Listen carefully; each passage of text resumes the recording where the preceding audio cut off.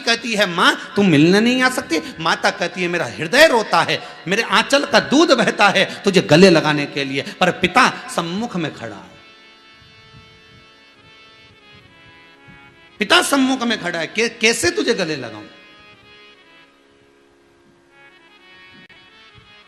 तो बेटी यहां शिव महापुराण की कथा कर रही है, गाय, बेटी और लक्ष्मी तीनों का विचित्र भाव बताया। तीनों संत, साधु, सन्यासी, तपस्वी, साधक, उपासक, ब्राह्मण बेटी, कभी गौ माता तुम्हारे दरवाजे पर आ जाए, तुम्हारी चौखट पर पहुंच जाए, उसका आदर, उसका सम्मान, उसका सत्कार करो। एक रोटी देने में तुम्हारा क्या जाता है?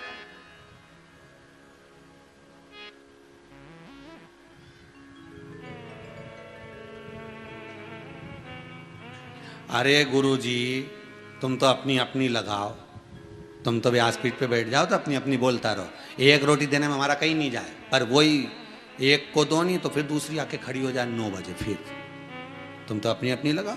और मालूम पड़े हमारे यहाँ तो इतनी गाय आए ना, हर 2 घंटा में फिर गाय आ जाए, फिर गाय आ जाए ना, फिर रोटी दो ना, फिर रोटी दो। तो इतनी गाय काय को आ रही तेरे यहाँ? पहले आती थी क्या इतनी गाय तुम्हारे यहाँ? अभी अभी इतनी गाय क्यों बढ़ी है? इतनी गौ माता क्यों आ रही है तुम्हारे दरवाजे पर कि बार बार रोटी देना पड़ रही, बार बार आ रही है? पहले इतनी बहन बेटी आती थी क्या तुम्हारे दरवाजे पर? नहीं। इतनी बहन बेटी वापिस तुम्हारे यहाँ क्यों आ रही है? इतना गुरुजन, इतना साधुजन, तपस्वी जन तुम्हारे यहाँ आता था क्या? अभी इतना क्यों आ रही है? कारण क्या है? उसका कारण क्या है?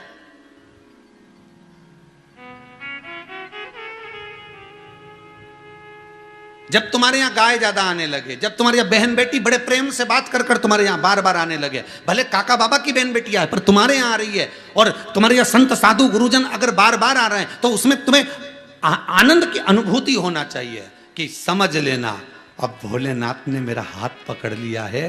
पहले एक रोटी होती थी घर में एक गाय को देने के लिए, अब भगवान अन्न बढ़ाते जा रहा है तो रोटी भी मेरे हाथ से दिलवाते जा रहा है। बहन बेटियां आ रही हैं, पहले पूछती नहीं थी, अब भगवान ना जाने क्या कृपा कर रहा है कि ये बहन बेटियां फोन लगा लगा के आ रही है। इतना सारा भाई एक ही गाँव में रहे, इतना सारा भाई एक ही इंदौर में रहे, इतना सारा भाई एक ही भोपाल में रहे, एक ही जगह पर, पर उनकी यहाँ नहीं जा रही, मेरे यहाँ आ रही है। मतलब समझ जाना शंकर ने तुम्हारा हाथ पकड़ना चालू कर दिया, तुम्हें इस लायक बना दिया कि तुम किसी को खिला सको, तुम किसी को दे सको, तुम किसी को लुटा सको। भगवान शिव ने तुमको इस लायक बना दिया। साधु, सन्यासी, ब्राह्मण, संत, साधु अगर आ रहे हैं तो विचार कर लेना कि भगवान ने तुम्हें इस लायक बना दिया कि तुम सदगुरु का, संत का, साधु का, सन्यासी का, ब्राह्मण जन का आदर कर सको।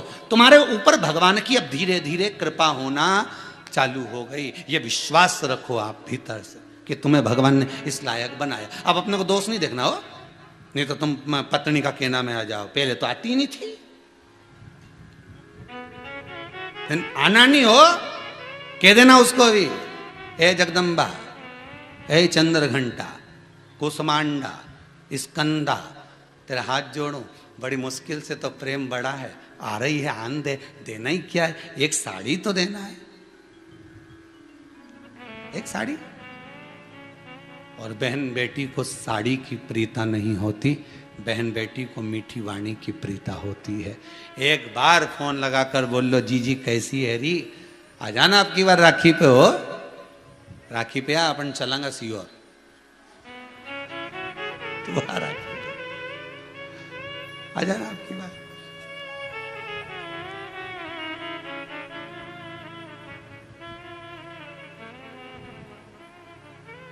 आधा तो हमारा सीओर वाला परेशान पड़े है, क्योंकि सारा रिश्तेदार इनके फोन लगा लगा के बोलता है हमको गुरुजी से मिलना है, तुम हमारे साथ चलो। अब इनके टेंशन ये अगर आ गई तो 4-6 दिन नहीं जाएगी। सीओर वाला महाराज तो 15 मिनट में मिल के होता है। कभी कभी एक मेहमान